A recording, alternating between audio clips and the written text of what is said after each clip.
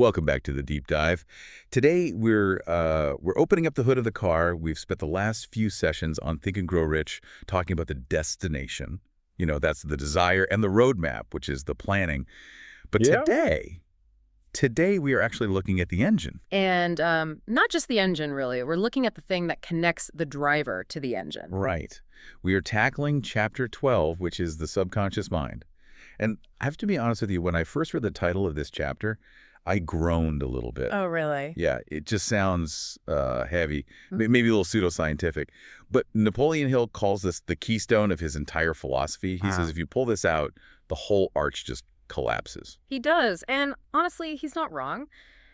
Without this chapter, the rest of the book is really just it's a nice list of New Year's resolutions that you'll probably abandon by February. Exactly. This is the pivot point where the whole concept of thinking actually starts the process of growing rich. Okay, so let's get into definitions first, because Hill uses some terminology that can feel, well, a little dated or even woo-woo.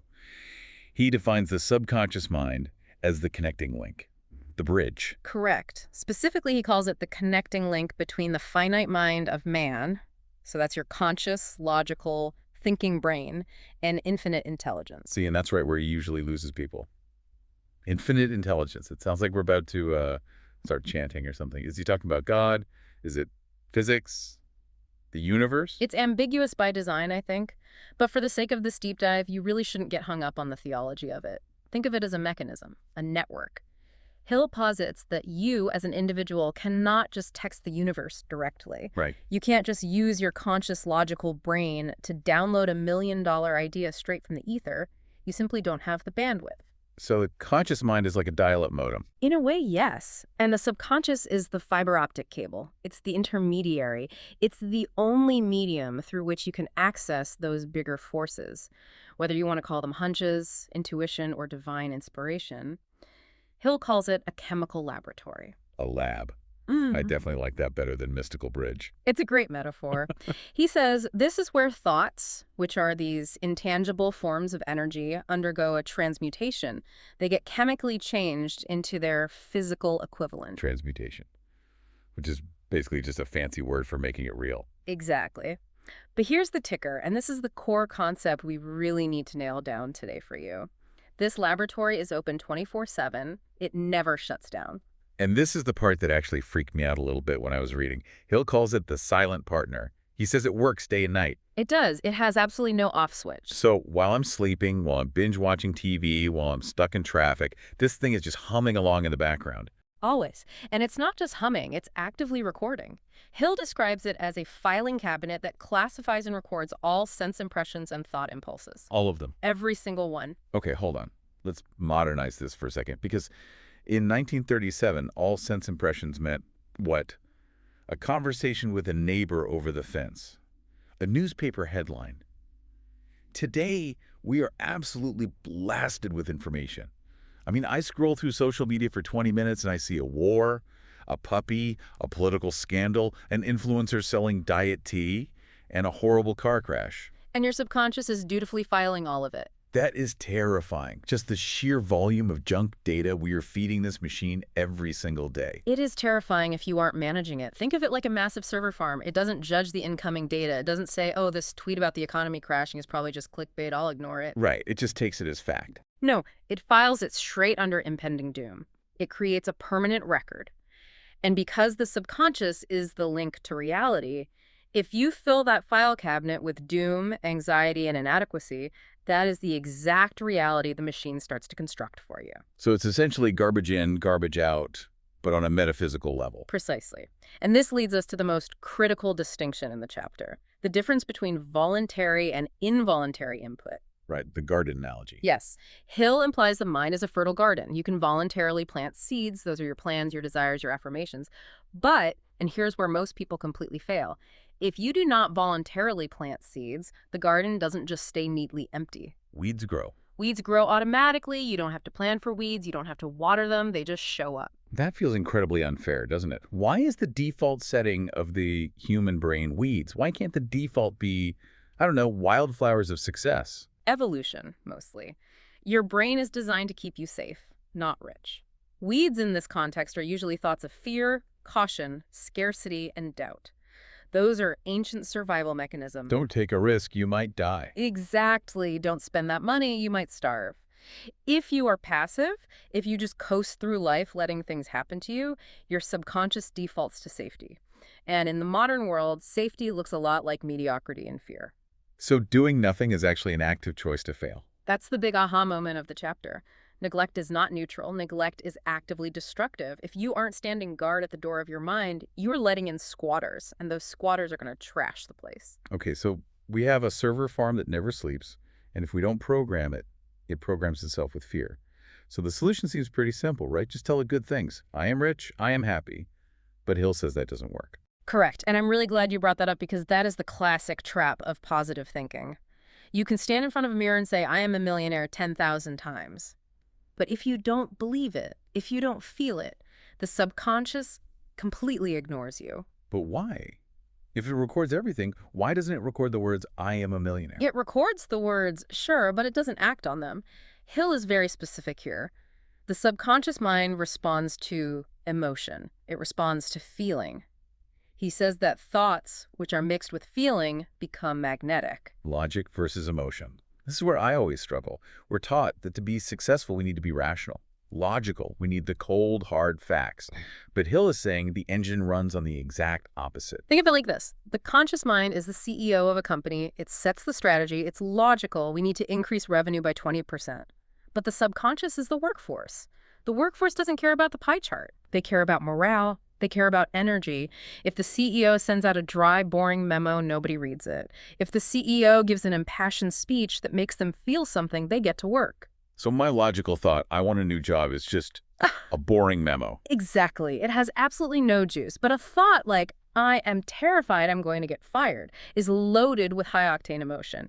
Fear is a very strong fuel. And because the machine is neutral. It uses that fuel. Hill warns us plainly. The subconscious does not distinguish between constructive and destructive thought impulses. It works with the material you feed it. If you feed it fear, it will translate that fear into reality just as quickly as it would translate courage. There's a story in this chapter that really drove this home for me. It's grim. The story of Joseph Grant. The bank official. Yeah. Can we talk about that for a second? Because usually these old self-help books are all sunshine and rainbows. Yeah. But this was dark. It is dark, but it's incredibly necessary.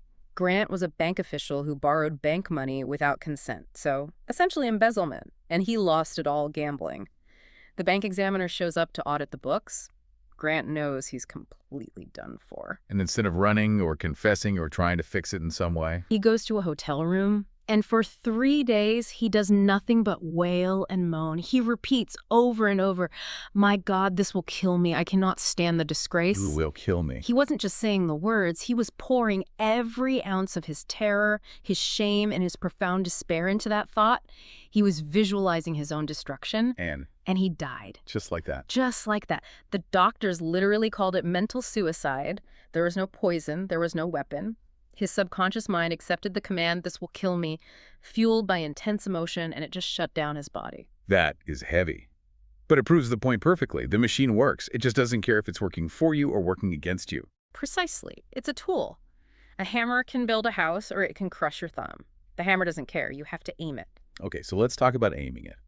Because if fear is that powerful, we need something equally powerful to counteract it. And Hill says that counteragent is faith. Yes, and not necessarily religious faith, but a specific state of mind. Faith is the strongest, most productive emotion for this specific mechanism. It's the off switch for fear. But how do we actually manufacture that? This brings us to the how-to part of the chapter, the actual instruction manual. Hill links this back to autosuggestion. He gives very specific instructions. He says to go to a quiet spot, preferably in bed at night. Bed at night is crucial. Why is that? Which is just about it being quiet? It's about brainwaves. Mm. We know now scientifically what Hill really only guessed at back then. As you drift to sleep, your brain enters a theta state. You're in that twilight zone between being awake and asleep. The critical, skeptical guard dog of your conscious mind is getting tired. It's nodding off. So the door to the server room is left slightly ajar. Exactly. That is the perfect moment to slip the new program in. Okay, so I'm lying in bed. I have my statement, my definite major purpose. Yeah. I read it. But here is where I get stuck, and I think a lot of our listeners do too. Hill says, You have to see and feel yourself already in possession of the money. Yes. Okay, let's be real. I'm lying in bed, I'm broke, I'm worried about paying rent, and I'm supposed to lie there and feel like I have $1 million. I feel like a fraud. I feel like I'm lying to myself. My conscious mind is screaming, no, you don't, you have $12. That reaction right there, that feeling of being a fraud, that is the resistance of the old programming. That is the weeds fighting back against the seeds you're trying to plant. So how do you get past that? You have to understand that you're playing a trick. Hill actually calls it that. He says, consider the possibility of playing a perfectly legitimate trick on your subconscious. You are an actor playing a role. Fake it till you make it. Even deeper than that. It's rehearse it until you believe it. The subconscious is entirely literal. It doesn't know the difference between what you actually see with your open eyes and what you vividly imagine. If you can close your eyes and genuinely feel the gratitude of having that money, not the hope for it, but the deep gratitude for it, the subconscious accepts that as the new baseline. It creates a sort of cognitive dissonance. Yes. The subconscious says, wait a minute, the boss says we're rich. The Bach feels rich, but the bank account says 0. We have a discrepancy here. I need to get to work to fix this reality to match the boss's feeling. That helps a lot. So I'm not lying to myself. I'm issuing a future work order to the department. Exactly. But you have to be wildly persistent. You can't just do it once. You have to do it every single night. You are rewriting neural pathways that have been deeply entrenched for decades. It's a workout. You don't get abs from doing one sit-up. And you definitely don't get a millionaire mindset from one brief visualization. It is a daily discipline. Now, I want to bridge this to the final concept, which I think is honestly the wildest part of the chapter. We've talked about the internal work. But Hill says this changes how we interact with the outside world, too. He calls the brain a broadcasting station. This is the big setup for Chapter 13, but he introduces it here. In the 1930s, radio was the big tech analogy. Today, we might talk about Wi-Fi or Bluetooth. Air vibes. Honestly, yes. Yep. Vibes is the perfect colloquial term for what Hill is describing. He says the subconscious is the sending station. It broadcasts your dominant thoughts out into the ether. The ether. That's the part that feels a bit dated. Science has pretty much moved on from the idea of a literal ether floating around space. True, physics moved on. But psychology and neuroscience have kind of circled right back to it. Think about mirror neurons. We know for a fact that humans can pick up on the emotional states of others instantly. Micro-expressions, pheromones, subtle body language. If you walk into a room and you are genuinely terrified, you are broadcasting that. People pick up on it subconsciously. They lose confidence in you. You literally smell like fear. You do. But if you have programmed your subconscious with faith, if you have convinced yourself that you are successful, you broadcast that confidence. People trust you. Doors open. You attract people who are on that exact same wavelength. So when Hill says thoughts are things, he's not just being poetic. No, not at all. Yeah. He quotes that famous poem by Ella Wheeler Wilcox. You never can tell what a thought will do, and bringing you hate or love, it's a boomerang effect. What you broadcast from the station is exactly what the world reflects back to you. That is such a powerful idea. It takes the responsibility completely out of the hands of luck and puts it firmly in your own head. It really does. And that's why it's the keystone. If you have the desire and you have the plan, but your broadcasting station is stuck on the fear and doubt channel, nobody's going to tune in. You won't attract the resources you need to execute the plan. So we've covered the mechanism, which is the 24/7 server farm. We've covered the fuel, emotion. And we've covered the method, the nightly visualization, to reprogram the station. That's the complete package. But I want to go back to the how for a second. Hill mentions that when you do this visualization, when you demand the money, you should also expect the solution to flash into your mind. Yes, this is the payoff. You visualize the end result, the money. You don't worry about the how in that moment. You leave the how entirely to the subconscious. You delegate it. You delegate it. And then, Hill says, be on the alert. The plan will probably flash into your mind in the form of a sudden inspiration or a hunch. And here's the golden rule. Put it into action immediately. Immediately. That is the handshake. The subconscious delivers the idea. If you say, hey, I'll do it later, or that sounds a little risky, you break the contract. You tell your subconscious you weren't actually serious. So laziness is also a breach of contract. Hesitation is a breach of contract. When the hunch comes, you move. That is how the transmutation happens. It goes from thought to subconscious, to inspiration, to action, to reality. It sounds so beautifully linear when you put it that way, but man, is it hard to practice. It is the hardest work there is. That's why there are so few successful people compared to the masses. Most people are willing to work hard at a day job. Very few are willing to work hard on their own minds. They'd rather just let the weeds grow. Well, this has been a bit of a wake-up call for me. I think I need to do some serious gardening. We all do. Every single day. Before we wrap up, I want to leave the listener with a specific thought. We've talked a lot today about this broadcasting station, and we know it never turns off. Never. So here is the question for you. And be completely honest with yourself, because nobody else can hear you answer this.